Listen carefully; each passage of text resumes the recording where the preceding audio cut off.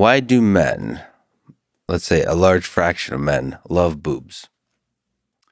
Well, I think that You're one of the most cited evolutionary psychologists, and this is what you signed up for. These kinds of questions. questions like this, yeah. Well, so again, this is something I haven't studied directly, but scientifically, Yes, yes.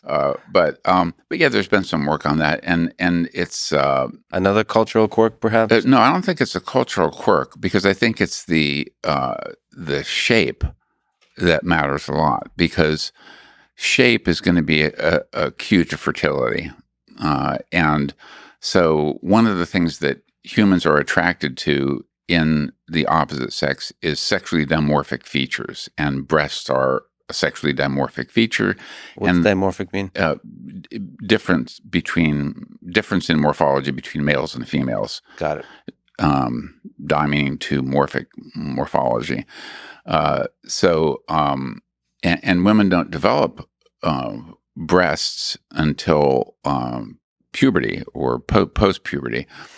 And so as a sexually dimorphic characteristic, we tend to be attracted to that. Same is true, by the way, with the waist-to-hip ratio that we mentioned earlier.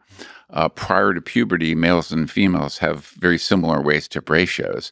But at puberty, there's a differential hip development and fat deposition that creates a sexual dimorphism with respect to waist-hip ratio.